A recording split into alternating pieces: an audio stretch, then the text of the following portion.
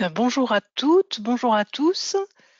Bienvenue dans ce webinaire qui est consacré au nouveau programme de mathématiques pour la maternelle qui sera mis en œuvre à la rentrée 2025.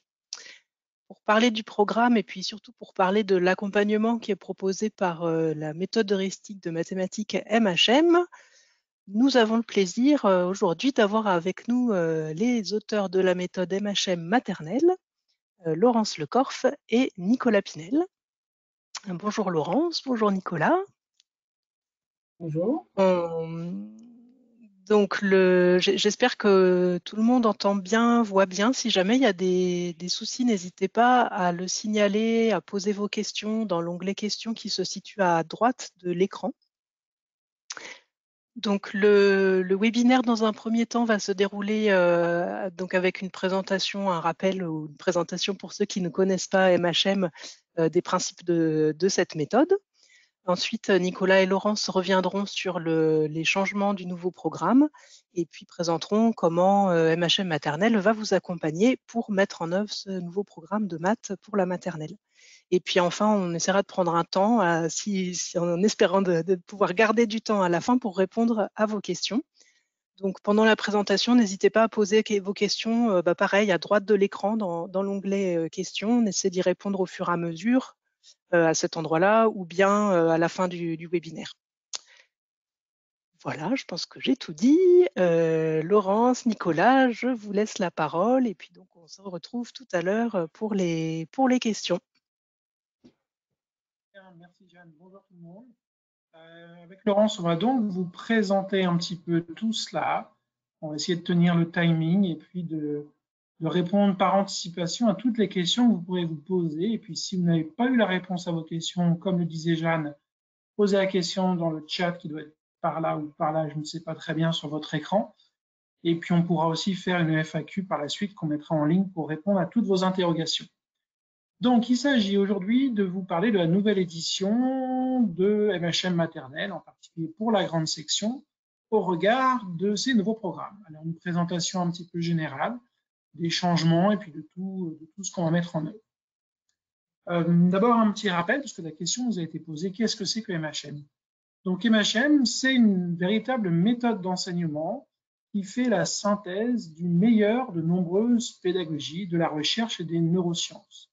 C'est une méthode évolutive. Depuis que j'ai commencé à écrire MHM pour l'école élémentaire en 2014, chaque année, on continue à réfléchir, à lire ce que propose la recherche, les didacticiens, mais aussi des pédagogues, mais aussi des spécialistes en psychologie cognitive ou en neurosciences, afin de s'approprier tout cela et de voir comment est-ce qu'on peut rendre ces apports de la recherche concrets et utilisable directement en classe. Donc MHM s'efforce de faire cette synthèse. Ce n'est pas un exercice facile, mais nous y travaillons d'arrache-pied.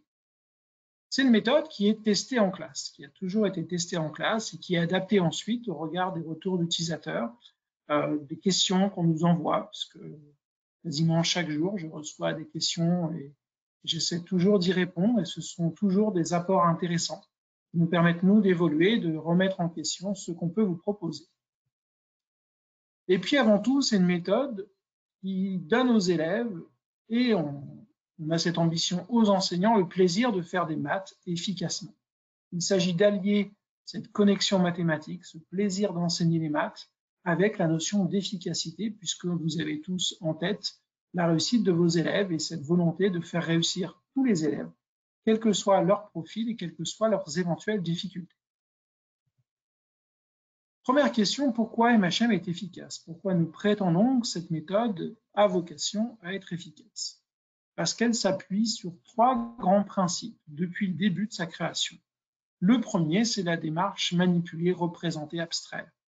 Depuis que j'ai écrit en élémentaire en 2014 et que la première édition se diffuse en 2017, c'était un pendant très fort de la méthode, une remise au goût du jour de quelque chose qui avait un petit peu disparu des écoles. On parlait avant de manipuler, verbaliser, abstraire. Maintenant, l'institution parle plutôt de manipuler, représenter, abstraire, à juste titre, puisqu'on met l'accent sur la représentation et la verbalisation est devenue une espèce de continuum de ces trois étapes de la démarche. Derrière cela, il y a plusieurs choses. Il y a l'idée en maternelle d'utiliser un matériel de manipulation varié, C'est un souci qu'on a toujours eu dans la MHM, le fait d'avoir un matériel qui soit pertinent au niveau didactique, mais aussi attrayant pour les élèves, qui évite aussi la dispersion, parce que le but n'est pas qu'ils jouent, le but est quand même qu'ils apprennent derrière tout ça, donc il y a une vraie réflexion sur le matériel utilisé. Il y a une question fondamentale à tous les niveaux scolaires, et encore plus à l'école maternelle sur la verbalisation, et puis quelque chose autour de la notion d'image mentale, l'idée de comment est-ce qu'un enfant peut se représenter mentalement les choses. Et vous le verrez dans quelques exemples tout à l'heure, on accompagne cette réflexion d'aider les élèves à passer de quelque chose de très manipulatoire pour lui, très concret, dont il a peut-être l'apparence que c'est un jeu, à une abstraction mathématique, et ça passe par la construction d'une image mentale précise. Le deuxième point, c'est l'idée d'avoir un enseignement explicite. Derrière cela, notre sens, il y a des gestes professionnels, une capacité de l'enseignant à modéliser des concepts, à verbaliser efficacement des notions avec peu de mots, mais de façon simple et accessible à l'âge des enfants. C'est pour ça que j'ai aussi ajouté l'importance du langage. Je pense que c'est un geste professionnel qui se développe, qui s'apprend, d'être capable auprès d'un enfant de 3 ans, de 4 ans, de 5 ans, de poser la bonne question, de reformuler de la bonne façon pour lui permettre d'accéder au concept. Depuis le départ, on a cette réflexion. Dans cette nouvelle édition de la grande section, on a encore plus insisté là-dessus en vous mettant, et vous verrez des exemples de formulation pour vous accompagner là-dessus. Et puis le troisième point, c'est la question de la programmation des apprentissages. Pendant longtemps, on a enseigné, vous avez probablement appris dans un certain nombre de formations, un schéma un petit peu type concaténation, j'enchaîne des chapitres, j'enchaîne des notions, je découvre, j'ai une leçon, je fais des exercices, j'évalue et je passe à autre chose. Ça fait très longtemps que les sciences cognitives, la psychologie cognitive et les neurosciences ont montré la limite de ce modèle-là. On est plutôt sur une réflexion, un juste équilibre entre masser certains apprentissages, les espacer pour répondre au risque d'oubli, et aussi l'entrelacement, l'interleaving, dont peuvent parler les Américains, la façon d'entrelacer des savoirs entre eux, qui permet aussi de réactiver la mémoire et de faire des liens. C'est le deuxième point, connecter les apprentissages entre eux, permettre aux élèves de comprendre que ce qui est fait en rituel, avec la suite numérique pour s'amuser, a un intérêt sur un exercice de dénombrement qui va permettre aussi de résoudre un problème plus facilement. Et puis un point sur cette nouvelle édition sur laquelle on insiste, c'est la question de la flexibilité. L'idée étant derrière que l'élève soit flexible, c'est-à-dire qu'il soit capable de s'adapter à la situation à laquelle il est confronté, à la tâche qu'on lui donne, de trouver plusieurs approches, plusieurs façons d'être efficace derrière tout ça. Laurence, tu n'hésites pas si tu as quelque chose à ajouter avant que je passe à la suite. Non, là c'est... Alors moi, la programmation des apprentissages, je pense qu'on le verra après aussi, programmation au sein du cycle et d'une équipe d'école. Je pense que c'est aussi l'efficacité d'un HM, c'est ça. Quand l'équipe utilise la méthode sur 3 années, c'est ce que je peux vérifier moi sur le terrain ou avec des collègues qui utilisent un HM. Continue. Alors pourquoi est-ce une méthode? Parce que ce n'est pas un terme qu'on a choisi au hasard dès le départ. Et est-ce qu'il faut tout suivre? C'est une question qui nous a été posée plusieurs fois. C'est une méthode parce que derrière, il y a une philosophie, il y a une façon de voir l'enseignement. Il y a la question de cette éducabilité des élèves. Il y a une conviction sur le fait que tout élève a sa place dans la classe, et que l'inclusion est quelque chose à la fois de complexe mais de nécessaire, et qu'il faut trouver une façon de permettre à chaque élève de trouver son propre chemin dans les apprentissages. Et puis, il y a des choix pédagogiques, didactiques, qui sont cohérents entre la petite section, la moyenne section, la grande section, mais évidemment tout ce qui est fait en élémentaire. Il y a une véritable réflexion. Il y a des choses que vous allez enseigner en moyenne section qui auront un intérêt qui ne se révélera peut-être qu'en grande section ou en CP ou plus tard. Et tout cela, ça a été pensé dans un esprit de cohérence. Et comme le disait très justement Laurence, la force de cette méthode est quand elle est appliquée sur plusieurs années. C'est d'ailleurs une recommandation, voire une obligation de certains autres outils comme la méthode de Singapour. C'est cette continuité qui permet de renforcer les résultats. Donc une cohérence avec les outils des autres niveaux, une réponse aussi Une réponse aux cours multiples, puisque en France, on est à environ à 49% d'élèves qui sont scolarisés dans une classe avec au moins 2 niveaux. Et donc, il y a vraiment l'idée de penser des choses, dans l'idée après de proposer un guide qui se permette d'enseigner à 2 niveaux. On reviendra dessus tout à l'heure à la fin de la présentation. Donc, c'est vraiment quelque chose qui est spécifique, qui répond aussi à une forme de pragmatisme. On essaye d'être très réaliste sur ce que vous vivez dans vos classes, sur la réalité de la classe. Je pense que vous n'êtes pas très nombreux à avoir une classe d'un niveau simple avec une vingtaine d'élèves. La réalité est très souvent très différente. Et donc, on essaie de s'adapter à tous ces terrains possibles. Et puis, on nous a posé la question, est-ce qu'on peut exploiter partiellement la méthode? Est-ce qu'on peut n'exploiter que le matériel? Je comprends ces questions. Nous les comprenons complètement. L'exploiter partiellement, si vous avez suivi ce qui est avant, vous vous rendez bien compte que c'est difficile. Si on sort du guide des séances, une séance qu'on extrait de façon ponctuelle, on pourrait avoir l'impression qu'elle n'a pas de sens. On pourrait dire, tiens, c'est intéressant sur une fois, mais toute sa force viendra dans la logique, dans la continuité, dans la progression qui est derrière. Il y a ainsi des jeux, des typologies d'activités. On va travailler autour du jeu du quart, par exemple. On a développé aussi une activité de résolution de problèmes autour de la corde à linge avec des nombres. Ça va prendre tout son sens au fur et à mesure que les élèves vont rencontrer cette même tâche avec d'autres variables didactiques pour les accompagner progressivement vers davantage d'abstraction. Si j'extrais juste du guide une séance en disant tiens, l'idée est sympa, ce qui est vrai, hein, une idée super sympa, on risque quand même de passer à côté de quelque chose. Donc, c'est exploité partiellement, pourquoi pas, mais faites bien attention à cette cohérence didactique avec ce que vous faites en classe. Et puis, vous le verrez par la suite, il y a un espace aussi pour exploiter totalement la méthode et faire d'autres choses à côté. Quant au matériel, lui, par contre, une grande partie du matériel qu'on propose peut être utilisé de façon indépendante, puisqu'il a aussi été pensé comme cela. Les différentes boîtes de matériel sont fournies avec des scénarios pédagogiques, avec des progressions et des objectifs différents. Donc, le matériel, lui, peut être exploité de façon totalement indépendante.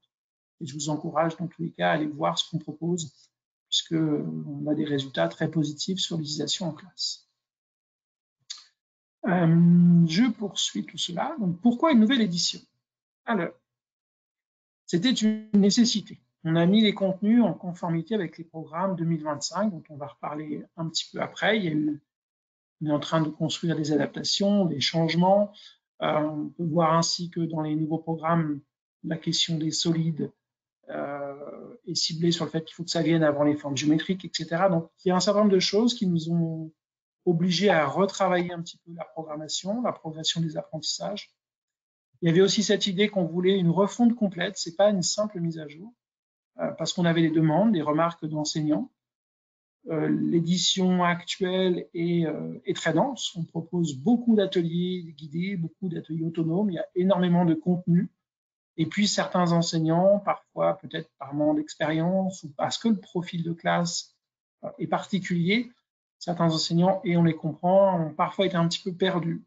Et donc, on a fait un énorme travail, vous le verrez après, sur la lisibilité, sur la facilité de mise en œuvre, sur l'adaptation aussi à des jeunes collègues qui rentrent dans le métier, parce qu'ils n'ont pas encore tous ces gestes professionnels, donc sur l'explicitation de tout cela. Donc, il y a vraiment cette idée de s'adapter aussi bien à un enseignant qui débute, à un enseignant contractuel qui se retrouve en grande section alors qu'il n'en a jamais rencontré, et un enseignant expérimenté qui, lui, va comprendre tout ce qu'il y a derrière et va pouvoir travailler encore plus en profondeur. Donc, ça demandait une refonte complète. C'est pas une simple mise à jour. On est sur une approche plus pragmatique. On cherche l'efficacité. L'efficacité pour vous en termes d'usage, de mise en œuvre, et l'efficacité pour les élèves en termes de résultats. Parfois, pour certains, ce sont des gros mots, mais moi, je trouve que c'est indispensable. On a le devoir de permettre à nos élèves d'atteindre les compétences. Vous faites tout ce que vous pouvez pour y arriver. Je pense qu'il ne faut jamais, jamais lâcher de vue la question de la rigueur, de l'exigence, en particulier encore plus avec les publics les plus en difficulté. Ne jamais baisser notre niveau d'exigence parce qu'on a affaire à un public en éducation prioritaire ou en éducation prioritaire renforcée. Au contraire, on a beaucoup de travaux qui montrent que l'intérêt va plutôt dans le fait d'être exigeant avec eux. Et puis, on a essayé de mieux exploiter les outils. puisque entre la sortie de la méthode et aujourd'hui, il y a des outils qui sont sortis, des boîtes à manettes, une deuxième boîte à énigmes. Et donc, maintenant que ces outils sont sortis, on essaie de mieux les exploiter pour avoir encore plus de cohérence dans la méthode. Voici donc la genèse de cette nouvelle édition en grande section. Ça change quoi pour moi? C'est une question qu'on a reçue et j'avais envie d'y répondre. Alors, les outils petits et moyens restent encore d'actualité parce qu'ils ont été faits de façon un petit peu plus récente. Ils vont vous demander quand même quelques aménagements, puisque les programmes ont changé, on va le voir après. Pour la grande section, à notre sens, maintenant, on regarde les exigences qui sont posées dans les programmes pour les plus de 5 ans. Il y a vraiment cette idée que le guide actuel est insuffisant pour qu'on garantisse une conformité à 100%. C'était une des raisons majeures qui a mené aussi à cette refonte, en commençant par la grande section. Et puis une refonte complète, et je l'ai déjà dit, ce n'est pas une simple mise à jour. On nous a demandé, mais j'ai envie de garder l'ancien guide, est-ce que vous pouvez me dire ce qui change? C'est un exercice qui est, j'ai mis difficile, mais en fait impossible, puisque, étant donné que c'est une refonte, vous allez retrouver certaines activités qui étaient déjà dans le guide actuel, qu'on a repensé dans la forme, qu'on a repensé dans la consigne, qu'on a aussi parfois déplacé dans l'année parce qu'on a mis des choses avant, des choses après. Donc, dire ce qui change, ce qui est gardé, c'est un travail d'apothicaire qui n'a pas de sens, puisque ça vous prendrait beaucoup plus de temps à lire qu'autre chose. Donc, c'est quelque chose qu'on n'a pas fait, qu'on ne fera pas. Parce que pour nous, comment vous dire, ça n'a pas de logique. Parlons rapidement des nouveaux programmes. J'imagine qu'ils sont sortis quand même depuis un temps assez long maintenant. Vous avez eu le temps de les lire, que probablement dans vos circonscriptions, vous avez déjà eu les formations liées à ces programmes. Donc, on a essayé d'en extraire les points qui, pour nous, méritent d'en parler un petit peu. En termes de principe, on a cette idée d'un enseignement explicite et structuré qui, j'ai envie de dire, chapeaute un petit peu tout, recouvre tout dans un ensemble. On a ce focus sur les 4 modalités d'apprentissage, le jeu, la résolution de problèmes concrets, et là, le programme parle plutôt de problèmes numériques, mais il y a d'autres types de problèmes qui sont intéressants. L'entraînement, la mémorisation et la manipulation. Un point très fort sur la verbalisation des procédures et des stratégies. On en a déjà un petit peu parlé. On s'attarde pas mal dessus dans cette nouvelle édition avec l'utilisation d'un vocabulaire mathématique précis. Et il est important à nouveau d'être rigoureux sur ce sujet. Et puis on parle d'une progression du matériel vers les objets figuratifs, symboliques et enfin la manipulation mentale. D'ailleurs, ça, c'est vraiment cette idée de mettre en œuvre la démarche, manipuler, représenter, abstraire, et de l'accompagner pour que les élèves aillent progressivement vers l'abstraction à leur rythme. Je pense que ça, c'est quelque chose qui est important. Dans quasiment chaque séance, on propose des pistes de différenciation, puisque face à une même tâche donnée, un élève peut ne pas être au même niveau d'avancée dans la démarche qu'un autre élève. Certains peuvent, dès la grande section, commencer à rentrer presque spontanément dans une forme d'abstraction, parce qu'ils ont commencé à comprendre les concepts qui sont en jeu, tandis que pour d'autres élèves, ils restent bloqués aux objets manipulatoires à la première étape. Et pour eux, les accompagner dans la réussite, ça va être de créer des contraintes ou qu'ils quittent cette phase manipulatoire dans laquelle sinon ils peuvent rester très très longtemps parce que c'est une béquille. Et puis c'est de créer une contrainte pour les inciter implicitement et explicitement à avancer vers une représentation mentale et puis vers l'abstraction. Je ne sais pas si c'est là, enfin, j'aurais bien aussi dit qu'on a conservé aussi, alors on a un intérêt tous les deux en tant qu'auteur, mais aussi dans notre pratique d'utiliser le numérique. Et moi, je trouve qu'on a gardé en fait des ouvertures vers du matériel qui nous permet de faciliter la verbalisation et puis même la mémorisation. Hein. Je pense aux pinces enregistreuses, des ardoises enregistreuses. On garde ce volet-là. Moi, je suis en classe et avec des petites sections et je me rends compte que c'est un outil fabuleux pour le langage et le langage entre autres en maternelle, en réception ou en émission.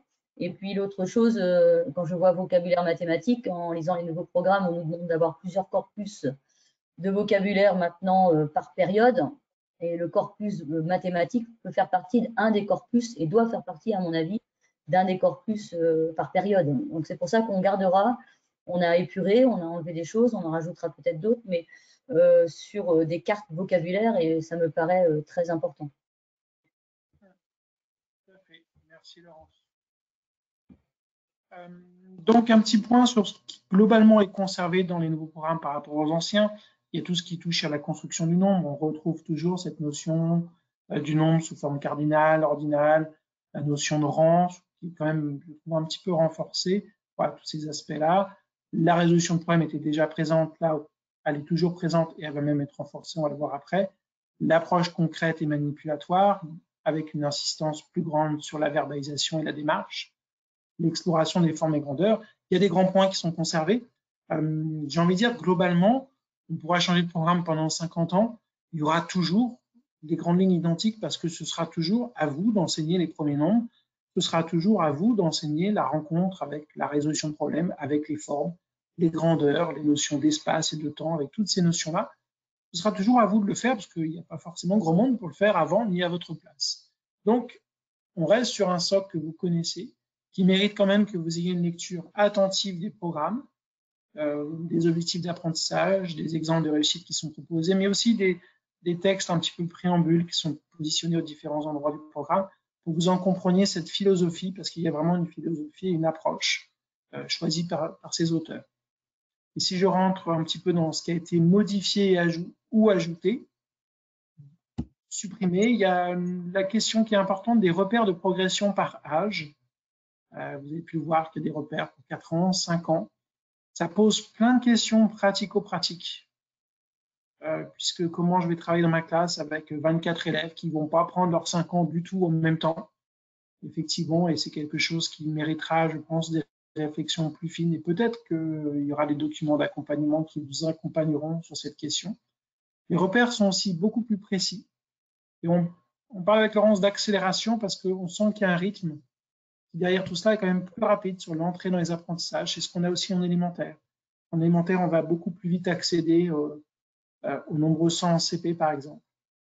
L'idée qui est en filigrane de ces programmes, c'est quand même qu'un élève qui arrive en grande section est considéré un petit peu comme ayant acquis tout ce qui avait été fait avant.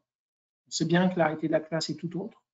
C'est pour ça qu'on va suivre cette accélération, on va suivre cette rapidité qui transparaît dans les programmes, tout en permettant aux élèves de consolider les apprentissages des années d'avant, de réinvestir, de revoir, de réactiver les apprentissages, d'où ce travail sur la mémorisation.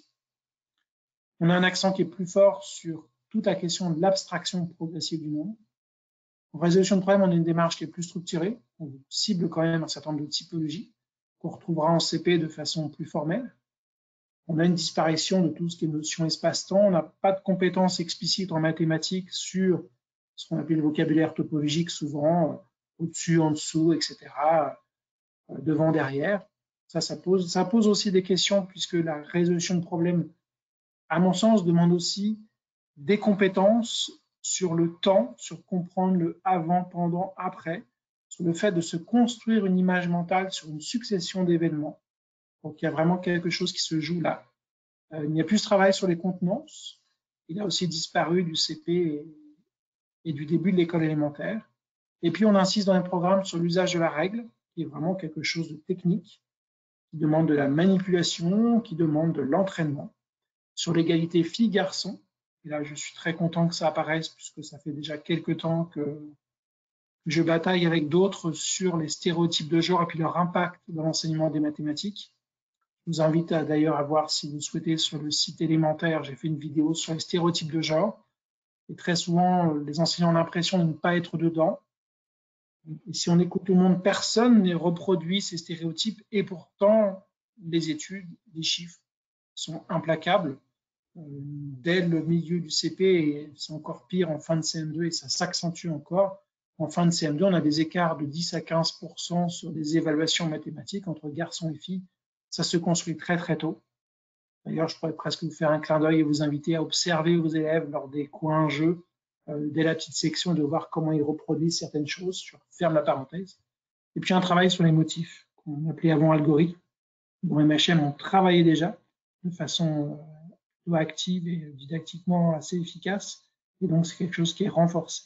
Donc, au regard de tous ces changements, de ce qui est conservé, ces ajouts, de ces modifications. Je le redis, mais ça me semble important. Moi, je vous invite à les étudier, à surligner, à voir ce qui change, à comprendre ce que ça signifie. Il y a des compétences qu'on avait l'habitude de travailler qui ne sont pas formulées explicitement. Je crois que c'est compléter une collection qui n'est pas formulée comme ça, mais qui pourtant est en filigrane dans plusieurs autres compétences. Donc, prenez bien le temps d'étudier cela en équipe, évidemment, toujours en équipe, pour que vous compreniez mieux les choix qu'on a faits et puis les choix d'enseignement qui ont besoin d'être faits à l'école maternelle. Juste sur la disparition des notions espace-temps dans l'ancienne version, enfin celle qui est encore d'actualité, on avait fait beaucoup de choses sur le calendrier, repérage sur les quadrillages, repérage, enfin se déplacer sur la robotique. Je pense il y aura plus enfin, dans le nouveau guide, mais il y aura un espace, c'est le fait de le dire, complémentaire. On appelle ça les activités complémentaires. Je pense qu'il y a des activités qu'on avait créées dans l'ancienne édition qui ne sont pas obsolètes, qui ne sont plus dans vraiment les nouveaux programmes, mais on pourra continuer à les mettre à disposition, pas dans le guide, mais à côté, parce que je pense qu'il y a des choses qui, moi aussi, Nicolas disait tout à l'heure sur le temps, mais moi sur l'espace, je suis persuadée que de programmer des petits robots, de se déplacer sur un quadrillage, de se repérer on fait des jeux sur une activité qu'on vous proposait dans le bac à sable, ou de tracer des traits verticaux, horizontaux, et puis de retrouver en donnant le code A1, B3. C'est des choses que je pense qu'on peut continuer à faire, même si c'est pas. Donc on le mettra en activité complémentaire. Je pense que certaines, on va les garder. Et puis si vous avez le temps, parce Nicolas reparlera tout à l'heure de comment on a pensé l'année en termes de semaines, il y aura de la place pour faire des activités complémentaires. On vous les laissera à disposition en version numérique. Tout à fait. Donc, les évolutions dans la méthode, ce qui ne change pas, les améliorations et les nouveautés. Donc, je vous présente dans les grandes lignes. On n'a pas changé la philosophie parce qu'on est toujours convaincu de ce qu'il y a derrière et de notre façon de voir l'enseignement et nos exigences. On n'a pas changé la manipulation parce que c'était déjà un point fort de la méthode et que c'est ce qu'on défend depuis le départ. On n'a pas changé les outils, on a gardé les outils les plus efficaces, les plus pertinents. On a amélioré le guide, vous le verrez avec les exemples, pour qu'il soit plus détaillé, plus précis, plus efficace. On a retravaillé la résolution de problèmes pour permettre de répondre à la demande des programmes, mais aussi de travailler cette flexibilité. C'est-à-dire, on n'est pas dans l'idée de passer 2 mois, 3 mois que sur les problèmes où on cherche un tout. Volontairement, on va être flexible. Ils vont passer d'une typologie à une autre, puis à une autre, puis revenir sur la première, pour leur permettre de s'entraîner, de réfléchir, et non pas pour devenir des automates qui exécutent quelque chose, mais des élèves qui déjà commencent à avoir une véritable réflexion mathématique. Alors j'ai mis des supports recadrés dans le sens où on a un peu mis de côté les activités qui vous demandaient beaucoup de préparation. On entend qu'elles peuvent être lourdes à préparer. On les proposera soit en complément, soit d'une autre façon, peu importe, pour cibler des choses plus faciles à préparer et plus pragmatiques dans leur usage quotidien en classe. En termes de nouveautés, on va le voir après, il y a la question de la programmation sur l'année. Je vais détailler la structure de la journée, je vais détailler aussi par la suite. Et puis, on a cette idée de davantage vous accompagner par des webinaires. Là, on est sur un webinaire de présentation des outils, et puis on pourra faire l'année prochaine des webinaires plus détaillés, peut-être sur le double cours, peut-être sur un point didactique, peut-être que sur une entrée spécifique, pour vous permettre d'être encore plus à l'aise avec tout cela et d'avoir des réponses à vos questionnements. Concrètement, quelques exemples, comme ça vous allez voir un petit peu de quoi ça parle. La résolution de problèmes ciblés sur une typologie à partir d'un matériel. 2 exemples qui seront dans le guide. Travailler les problèmes de tout ou partie à gauche à partir de la boîte à décomposer, à droite à partir du jeu de la marchande. Excusez-moi, on retrouve les grands classiques, des séances détaillées, on vous dit quoi faire, on vous donne même comment formuler les questions. Vous le voyez là sur ces exemples, il y a à chaque fois des pistes de différenciation pour adapter à votre profil de classe. L'utilisation du jeu comme modalité d'apprentissage, on l'a toujours fait, on va continuer à le faire, bien entendu, donc je ne vais pas vous mettre des milliers d'exemples, mais on utilise par exemple beaucoup les jeux de cartes parce que les cartes à jouer, c'est pas cher, c'est facile à trouver, et puis que derrière, il y a quand même plein de choses vraiment intéressantes. Le jeu du billard, parce qu'il est effectivement très, très utilisé pour nous, pour la suite des nombres, mais aussi pour la décomposition, qu'il est utilisé en CP et en CE1 pour continuer à décomposer et recomposer des nombres. Là, en atelier autonome, parce qu'on aura une modalité d'atelier autonome, le jeu des formes qui travaille aussi la géométrie, parce qu'on ne se limite pas juste au domaine des nombres, de la numération. On va travailler les motifs, comme c'est demandé à le programme, en réactivant le travail de moyenne section. Donc, très tôt dans l'année, on refait des colliers, parce que dans notre idée, en moyenne section, ils ont déjà fait des colliers avec des motifs. On réactive ça, et puis à un autre moment, on va travailler sur des motifs sonores. On le faisait déjà, et donc là, on reprend, on va le refaire avec des rythmes différents, travailler sur des motifs répétitifs, des motifs évolutifs, les identifier, les reproduire, les créer, enfin voilà, on va travailler tout ça. Les solides avant les formes, là, on suit effectivement ce qui est demandé davantage, à nouveau avec des choses très manipulatoires, avec du classement, des classements qui sont faits de façon collective, de façon individuelle par les élèves, dans des boîtes, et puis des rituels pour réactiver le vocabulaire à chaque fois, pour pouvoir identifier ce que c'est qu'une face, le nombre de faces, à quoi correspond chaque face, faire des empreintes. Voilà, on va reprendre toutes ces choses-là. Et très rapidement, vous retrouvez la démarche manipuler, représenter, abstraire, la question des verbalisations, des temps d'entraînement, un travail précis sur la décomposition. C'était un point très fort des éditions actuelles MHM. On continue parce que ça a montré son efficacité sur les classes élémentaires. Donc, on continue là-dessus. Donc, sur la représentation, les fleurs, qui vont être au départ très manipulatoires, aller de plus en plus vers l'abstraction avec des représentations chiffrées des différentes formes. Le travail de décomposition avec la boîte à décomposer, avec des représentations qui vont être de plus en plus abstraites, puisqu'à la fin, on arrivera directement uniquement aux chiffres. Qu'un élève en fin de grande section puisse dire sans difficulté que 5, c'est 2 et 3. Avant qu'en début de CP, on lui apprenne le signe plus et qu'il apprenne à le décomposer 5 égale 2 plus 3. On prépare tout ce travail-là. Et donc là, dernier exemple, on arrivera directement à l'écriture chiffrée avec différents types de décomposition, puisque 4, c'est 2 et 2, c'est 1 et 3. Mais il nous semble aussi intéressant d'être flexible, de comprendre que 4, c'est 1 et 1 et 1 et 1, 4 fois, en préparation de la multiplication qui viendra par la suite. Mais aussi que c'est 1 et 1 et 2, etc. etc. Donc, on trouvera le jeu du bricolo parce qu'il est très efficace pour cela. Et qu'on l'a conservé.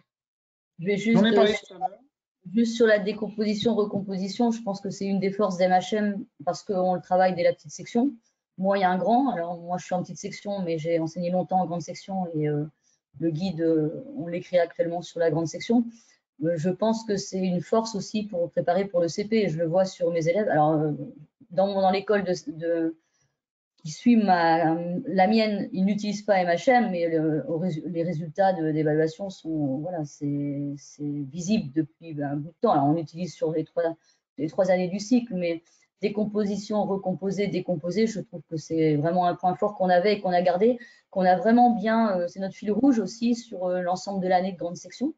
Et puis, alors, je suis encore sur les outils numériques, mais on a quand même aussi des outils, on va les présenter sans doute un tout petit peu après, mais il y a Florent Noguez qui a travaillé avec nous et qui nous a fait les monstres à compter en moyenne section, des choses sur le boulier.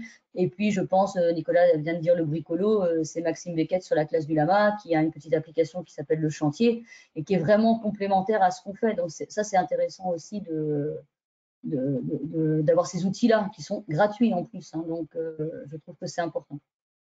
Tout à fait. Merci Laurent, j'essaie de tenir le timing, je vois que l'heure avance vite. La question de la programmation, donc on a repensé la programmation, on était antérieurement sur 25 semaines sur l'année avec des journées assez chargées parce qu'on proposait quand même au final beaucoup d'ateliers. On sait que ça a mis les gens en difficulté, donc on s'est aligné sur le travail en élémentaire avec 30 semaines. Je rappelle qu'on a 36 semaines de classe, donc on vous propose un programme qui s'étale sur 30 semaines à raison d'une séance, donc un ensemble quotidien qu'on va présenter après. Donc, ça fait 120 séances sur l'année. Ça vous laisse théoriquement 6 semaines. 6 semaines pour réguler tous les aléas de la vie, les absences, les projets de fin d'année, tout ce qui peut se passer avant les vacances. Donc, ça permet à la vie de classe de continuer sans avoir peur d'être en retard, de finir la programmation. Ça permet aussi parfois de prendre 2 jours, 3 jours, 4 jours pour mener un autre projet à bien. On va vous proposer des compléments qui seront en accès dans le biblio manuel justement pour travailler autrement sur les semaines qui restent, que ce soit pour les élèves en difficulté ou pour les autres, pour vivre les mathématiques autrement, autour de l'art, autour de la classe du dehors, par exemple, enfin, toutes ces pistes-là qui nous semblent intéressantes. Donc, globalement, ça donne une répartition qui peut être un petit peu faite comme cela, ouais. L'idée de proposer un certain nombre de semaines sur l'année, et vous verrez dans l'introduction du guide, on propose plusieurs façons, donc soit d'avoir une répartition par période, soit d'avancer une séance après l'autre. Je suis juste le rythme, ça reste indépendant des jours. On fasse la séance le lundi ou le mardi, ça ne changera rien pour vous. Ça dépend comment vous travaillez, mais voilà, c'est assez souple. Une séance type maintenant va se dérouler en plusieurs temps. Vous aurez un temps, alors, il y aura un rituel quotidien toute la période qui s'inscrit dans les rituels de classe habituels, c'est-à-dire on propose pour toute la période un rituel, notamment pour l'appel, qui varie, qui évolue de la période 1 à la période 5. Donc ça veut dire des choses que vous connaissez. Donc celui-ci il a lieu chaque matin au moment de vos rituels habituels. Et puis il y a un rituel ou plusieurs rituels mathématiques d'une durée totale de 10 minutes qui se font en classe entière, globalement en regroupement. Leur but, c'est de réactiver, c'est d'expliciter, c'est de reposer du vocabulaire, ça peut être de présenter du matériel. Donc, c'est pas seulement un warm-up pour démarrer la journée, il y a vraiment cette idée de réactiver, de remettre des choses en tête, toujours dans ce travail de mémorisation au long cours. Donc, des rituels qui tiennent en 5 à 10 minutes. On a mis un temps maximal de 10 minutes, mais je pense qu'avec des classes où 5-6 minutes suffiront. Et comme vous avez parfois des pistes de différenciation de prolongement, vous pourrez occuper pleinement ces 10 minutes. Un deuxième temps qui est un temps de problèmes chaque jour. Des problèmes numériques, mais pas que. On aura aussi parfois des problèmes autour des motifs ou de la géométrie. Et qu'on range dans la catégorie de problèmes parce que la réponse n'est pas immédiate de suite, qu'il y a un travail de réflexion, de raisonnement derrière. C'est un problème pour les élèves à le résoudre. Donc d'une durée de 15 minutes, qui se fait soit en classe entière, au coin regroupement avec tous les élèves disponibles, soit aussi, parfois, c'est proposé ou c'est très facilement faisable. Tout le monde a la même tâche et chacun le fait à une table ou en groupe, avec le matériel, mais ça reste une gestion de classe entière. Donc d'une quinzaine de minutes, où on a le temps de résoudre 2, 3, 4 problèmes à chaque fois, selon ce qu'on vous propose. En étant dans une démarche explicite, puisqu'on va être une version très modélisante, vers quelque chose de moins en moins guidé pour être de plus en plus autonome, soit sur les 15 minutes, soit sur plusieurs séances. C'est là que vous retrouverez par exemple le jeu du quart, qu'on verra 1 fois, 2 fois, 3 fois, 4 fois, avec des modalités différentes et en invitant l'élève à être de plus en plus autonome. Et puis après cela, vous avez un temps d'atelier de 25 minutes qui pourra soit être consacré à un atelier guidé dans lequel la présence d'un adulte est nécessaire, ou un atelier autonome. On propose donc chaque semaine 2 ateliers guidés, 2 ateliers autonomes. Ça fait 4 ateliers à faire tourner sur la semaine. Les ateliers guidés demandant la présence de l'enseignant pour expliciter, pour modéliser, pour verbaliser, pour accompagner dans la démarche, manipuler, représenter, abstraire.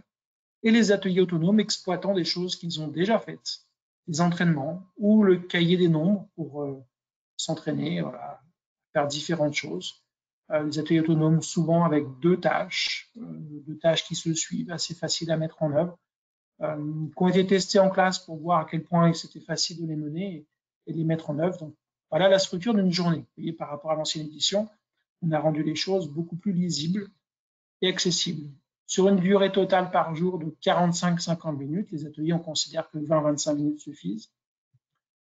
On alterne les modalités d'apprentissage entre la classe entière, du travail individuel, les ateliers pouvant être soit menés par vous en guidé, soit individuels, soit en binôme. On a vraiment des modalités très variées dans la semaine qui permettent de travailler ces différentes choses.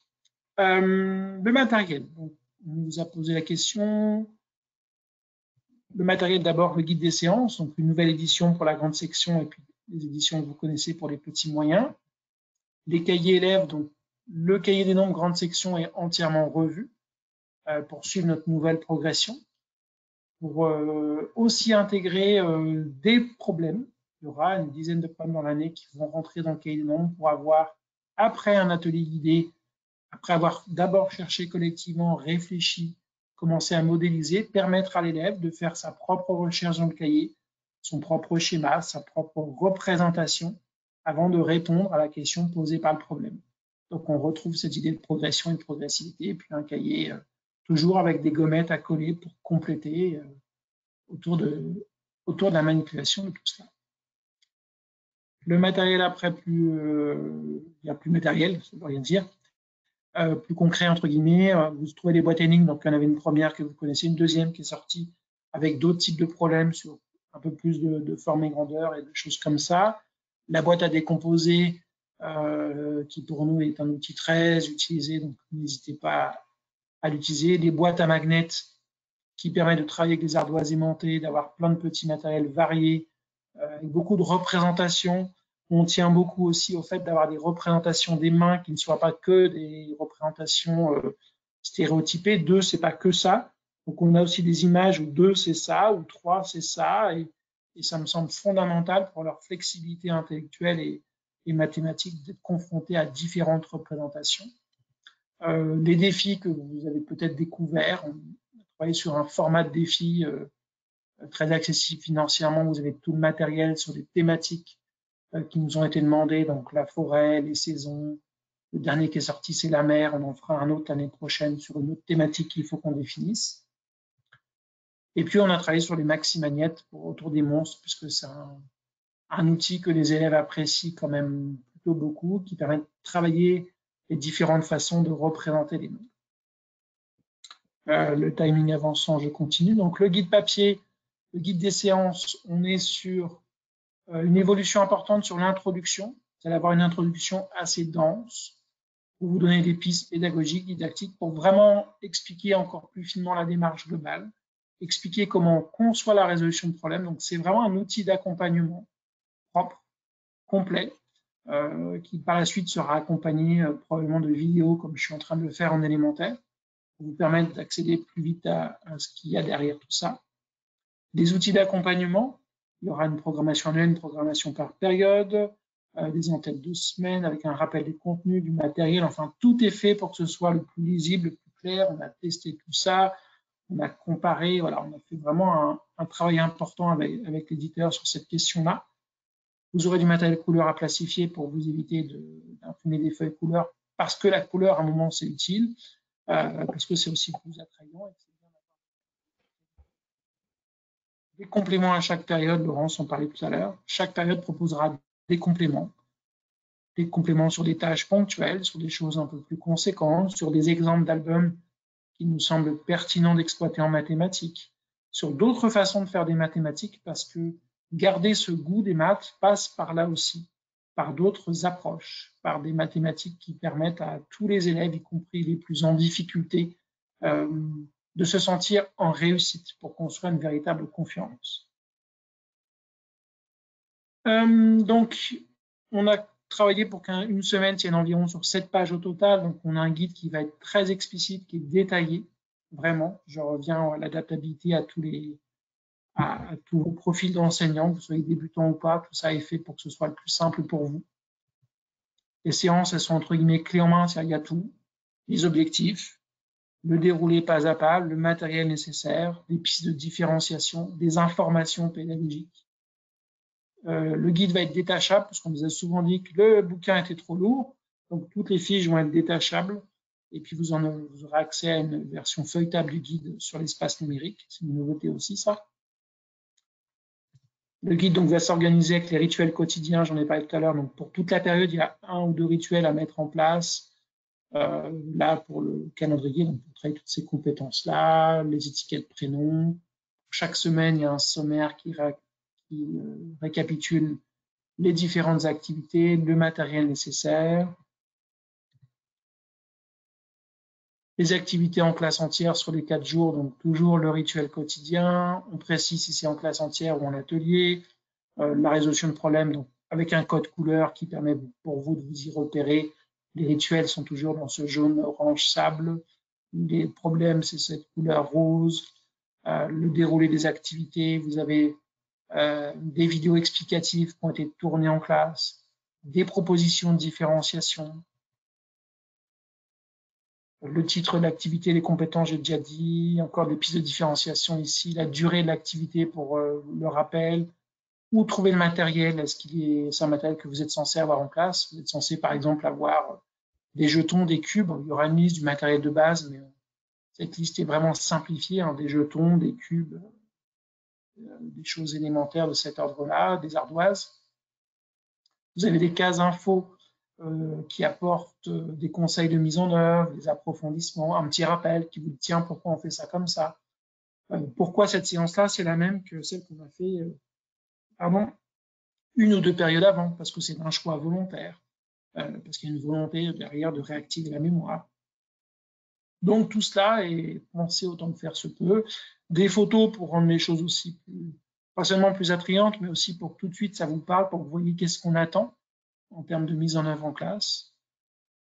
Le bloc ressources avec le guide, avec des supports que vous connaissez déjà, et puis d'autres qu'on est en train de travailler. On a écrit quelques nouvelles comptines aussi, parce que la comptine, c'est quelque chose qui me semble intéressant, d'avoir une comptine qui permet de travailler un concept mathématique tout en travaillant la mémoire. Les élèves ont besoin d'apprendre à apprendre par cœur, d'avoir cette capacité aussi d'aller chercher en mémoire des choses qu'ils ont apprises, et puis des petites ritournelles comme ça qui vont aider à mémoriser notamment la suite numérique ou bien les nombres ordinaux. Le cahier des nombres, il est donc revu, donc là je vous mets, c'est un tout petit, mais on est en train de le finir parce qu'on peut finir un certain nombre de choses. Donc, vous allez retrouver les fleurs, vous allez trouver des choses avec des cartes à jouer, les problèmes du jour, des collections à compléter, voilà, beaucoup de choses de cet ordre-là. Donc, en utilisant des gommettes ou parfois simplement en demandant à l'élève de dessiner un petit rond, de colorier quelque chose. Les nouveautés supplémentaires. Juste pour dire que dans notre philosophie à Nicolas et moi aussi, c'est la place des parents. L'éducabilité, la coéducation aussi, c'est d'être. Ce cahier-là peut aller dans les familles, sera un objet en fait à rendre en fin d'année. Et moi, je trouve que c'est important. Alors, je suis pas objective, mais il aime bien. Il est en couleur, ils ont leurs gommettes. On a tenu compte des remarques qu'il y avait. On donne des petits conseils en début de guide comment mettre en place avec les gommettes, est-ce qu'on les laisse dans le cahier ou pas, c'est des petites choses d'accompagnement qu'on mettra en place. Oui, merci Laurence. Effectivement, oui, l'échange avec les parents est intéressant, puis d'encourager les parents à verbaliser avec leurs enfants. Dans les nouveautés supplémentaires, on a repris quelque chose qu'on avait fait en petit moyen, qui a plutôt des bons retours. C'est l'idée d'avoir des fiches de suivi pour vous permettre d'évaluer, de noter qu'est-ce qui a été fait dans quelle activité, dans quelle tâche donnée aux élèves. Il y aura, on l'a dit, je le redis, des accompagnements, un accompagnement par les réseaux sociaux sur certaines questions précises, et puis des webinaires sur la prochaine année scolaire pour vous permettre de comprendre la méthode, de répondre à vos questions, parce qu'on a beau y réfléchir plein de fois et être plusieurs à y travailler, plusieurs à relire, parfois il y a une séance qui peut ne pas être claire, et peut-être la différence avec d'autres outils que vous avez, c'est qu'on essaie d'y répondre, on répond aux mails, aux messages tous les jours, et donc, ça vous permet, vous, de savoir que vous ne serez pas lâché tout seul en pleine nature une fois que vous avez acheté l'outil. Des questions diverses, je vois qu'il est 15h50, je vais faire du coup assez vite. Si tu ne veux pas, Laurent, je vais avancer vite. Comment démarrer? Tout ça, je pense qu'on fera un article sur le site, peut-être une vidéo. Ceux qui connaissent la méthode, je vous inviterai à prendre le temps de feuilleter le nouveau guide.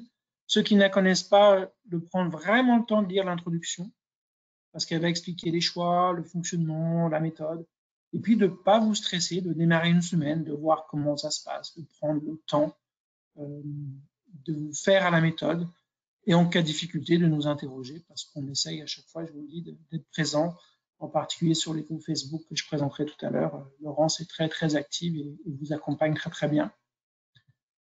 Comment faire à mi-temps? Pour nous, ce n'est pas une difficulté à partir du moment où vous êtes en capacité avec la collègue de partager qui a fait quoi. La méthode s'y prête très très bien. Je ne sais pas quelles sont les inquiétudes derrière cette question qui nous a été posée, mais chacun fait sa séance un jour après l'autre. À partir du moment où on sait comment les ateliers tournent et quel groupe doit faire quel atelier, pour moi je pense qu'il n'y a pas de grande difficulté, surtout qu'à mi-temps ou avec un temps partiel, ça laisse le temps de comprendre le fonctionnement de la méthode et les typologies d'activités qui reviennent souvent. Donc, il n'y a pas trop de difficultés d'appropriation pour moi sur cette question-là. Alors, comment faire en petit, moyen, grand? Je pense qu'avec la nouvelle version, ce sera même plus facile. Parce que le cahier, c'est notre fil rouge et contrairement à la première, on n'avait pas écrit le cahier quand on a écrit le guide grande section.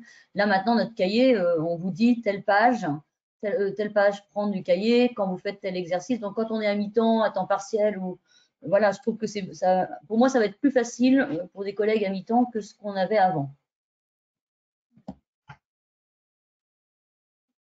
On avait toute une série de questions. Comment faire en petit, moyen, grand? Du coup, je vais toutes les enchaîner puis y répondre.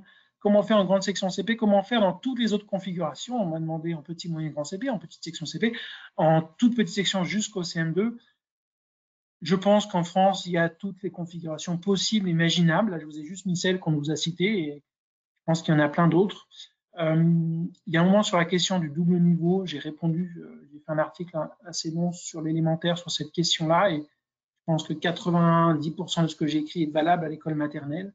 Il y a une adaptation qui relève forcément de votre classe, de vos gestes professionnels, de vos habitudes, parce qu'on ne pourra jamais avoir deux cours d'eau qui se ressemblent. Avoir une classe de petit, moyen, grand avec 15 PS et 5 MS et 3 grands, parce que j'avais vu ça il n'y a pas très longtemps, ça n'a rien à voir qu'avec une classe avec 8, 8, 8, ou qu'avoir une classe de moyen grand avec 5 moyens et 20 grands.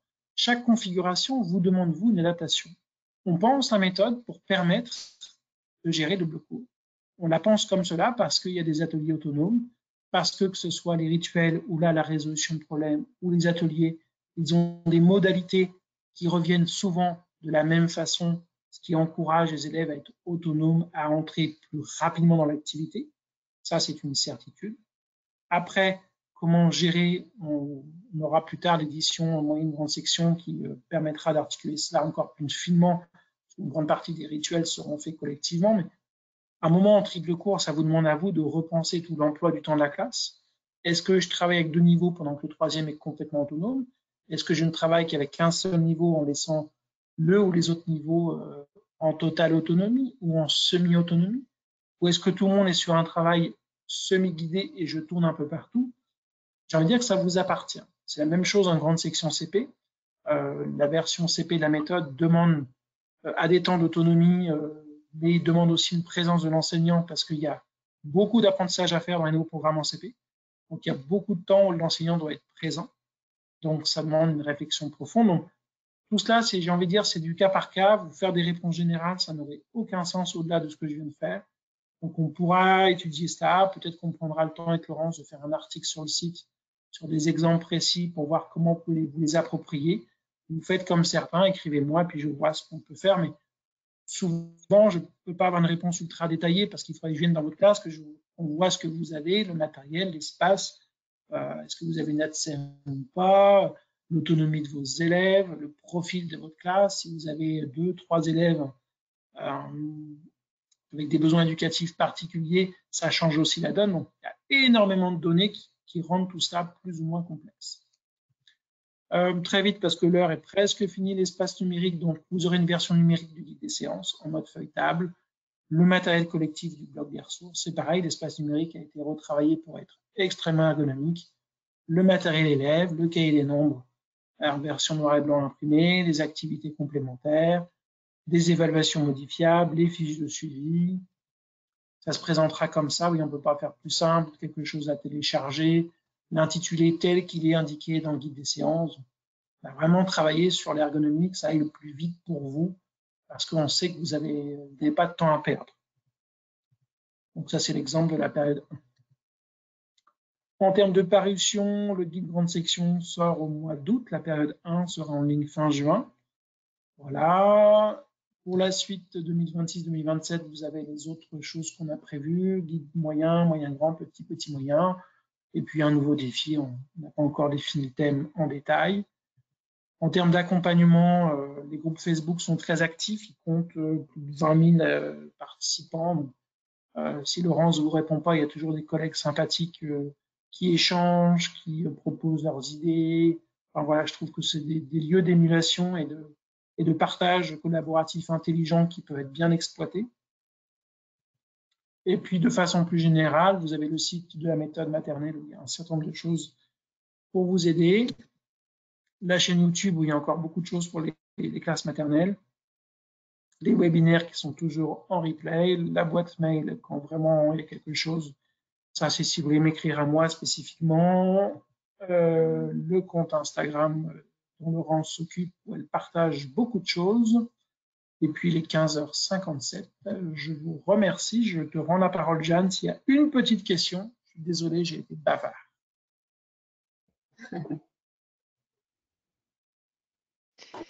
Merci beaucoup, bravo pour la tenue du timing. Alors, il y a eu pas mal de questions, donc c'est difficile de choisir la dernière, toute dernière question. Il y a eu plusieurs questions en fait sur la résolution de problèmes, savoir s'il y avait dans le cahier des problèmes, avec quelle progression, si tous les problèmes étaient faits avec la boîte à énigmes. Enfin voilà, il y avait des questions là-dessus sur la résolution de problèmes. Très vite, en 2 minutes, toutes les typologies du programme vont être travaillées évidemment, puisqu'on vise l'exhaustivité. Donc ça, c'est très clair. On va utiliser les boîtes à énigmes, mais on va utiliser plein d'autres supports, puisque le but, c'est aussi d'accompagner les élèves sur une démarche de résolution. Donc parfois, on aura quelque chose utilisant un support image ou du matériel concret. C'est le cas en début d'année sur le jeu de la marchande. Et puis effectivement, pour les emmener vers une résolution plus mentalisée, entre guillemets, eh bien, on va cacher les supports, on va rendre les choses plus abstraites avec des images comme dans la boîte à énigmes où on ne peut pas déplacer les choses. Et puis parfois, peut-être des problèmes où il n'y aura aucun support. Juste imaginer, penser dans sa tête. Ils n'auront que l'ardoise pour réfléchir, pour poser les choses concrètement. Donc, il y en aura dans le cahier des nombres, on est une dizaine de mémoire, travaillant avec différentes typologies. Ces problèmes du cahier des nombres feront toujours suite à un atelier guidé dans lequel on aura résolu globalement le même problème et on verra si en autonomie dans le cahier, ils seront en capacité de résoudre un problème similaire, analogue, avec juste des valeurs différentes. Donc, ça pourra même nous servir d'évaluation formative. C'est un travail qui est fait à plusieurs niveaux. Donc voilà, je ne sais pas si j'ai répondu à tout. Oui, il y a une progression parce qu'effectivement, on travaille tous les problèmes. Il y a une progression sur les supports qu'on donne, il y a une progression dans la difficulté, c'est une progression dans la taille des nombres, et une progression sur la façon dont les élèves vont chercher et le temps dont ils disposent. Enfin voilà, c'est ouf. Il y a beaucoup de variables quand on travaille sur les problèmes. Super, merci. Je pense que ça répond bien aux questions qui ont été posées. Merci beaucoup, Nicolas. Merci Laurence.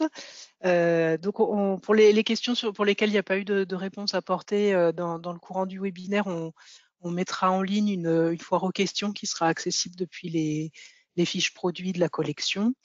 Donc, je pense qu'on arrive maintenant à la fin. Mais un grand merci à tout le monde d'avoir suivi ce webinaire. J'ai lu aussi dans les commentaires que ça relançait, ça redonnait envie d'y aller. Donc, c'est super. Et puis, comme dit par Laurence et Nicolas, voilà, il y a tout cet accompagnement sur les réseaux sociaux et par eux et par toute la communauté, si on peut dire, MHM maternelle, qui fait que voilà, c'est un environnement dans lequel on est soutenu aussi quand on a des questions. Voilà. Donc, merci encore pour votre attention. On va donc pouvoir clore le webinaire. Parfois, l'arrêt du système est un petit peu soudain, donc ne vous effrayez pas. Merci encore Nicolas et Laurence et merci à tous et bon après-midi. Merci, au revoir tout le monde. Au revoir.